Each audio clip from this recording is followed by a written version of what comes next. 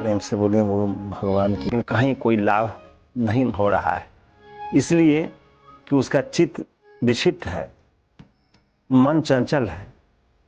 तो चित्त तब स्थिर होगा, दुख दुख बहुत दुख की खानी, जब बची हो जब राम ही जानी। इस संसार में दुख बहुत है, बहुत प्रकार के दुख, दैहिक दैविक भौतिक तापा, तीनों ताप में संसार झुलस रहा है। कथा कह रहे हैं, प्रवचन कर रहे हैं, बहुत सी बात है, लेकिन बहुत से पुस्तक छप के बाजार में बिक रहा है, एक से एक उसमें ज्ञान प्रकाशित हो रहा है, नाना प्रकार के शब्द को तोड़ मरोड़ के पेश किया जा रहा है।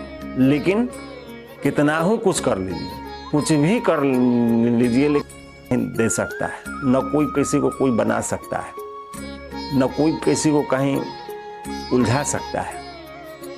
मनुष्य खुद अपनी बुद्धि के कारण, अपना लोभ के कारण, अपनी नासमझ के कारण वो हर जगह फंस जाता है, हर जगह उलझ जाता है। यदि एक प्रभु का शरण हो, एक प्रभु का सहारा हो, एक प्रभु का नाम के जप पर उसको विश्वास हो, तो सारे संकट से पार हो जाएगा। कहीं फंस भी गया है, कहीं उलझ भी गया है, तो निकल जाएगा। तो सबसे बड़ा प्रवेश कर गया है और केवल ख्याली पुलाव माने मन की सपना में, मन के स्वप्न में भटक रहे हैं। उनका स्वप्न जो है वो अनंत है, वो ठहर नहीं रहा है। न उनको पढ़ाई में मन लग रहा है, न कोई काम में मन लग रहा है, सब प्रतिबिंब दिखाई पड़ने लगता है। तो मन को ठहराने के लिए जो है प्रभु का भजन करना ही पड़ेगा।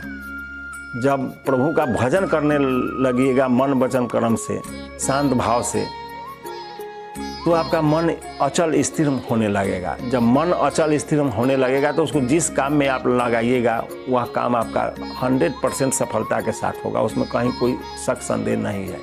इसलिए कि जब आपके अंदर उस परम प्रभु का शक्ति जागृत हो जाएगा तो आप गलत के जो विषय वासना जो है इससे आप बचने लगिएगा। आप किसी भी अवस्था में हैं, किसी भी अवस्था में आप नाम जप करना शुरू करके देखिए, इसका आपको प्रत्यक्ष फल मिलने लगेगा। आप गलत दिशा में भी हैं, गलत संगत में भी है तो और गलत विचार में भी फंसे हुए हैं, तो जब आप नाम का जप करने लगते हैं मन वचन कर्म से, तो आपका मन, जैसे आप सड़क पर चल रहे हैं, तो सड़क पर चल रहे हैं तो आपको पूरी सावधानी के साथ चलना पड़ता है, एकाग्र होकर। यदि आप कोई सवारी चला रहे हैं तो आप एकाग्र होकर के उसको चलाइए। यदि मन इधर उधर भटका तो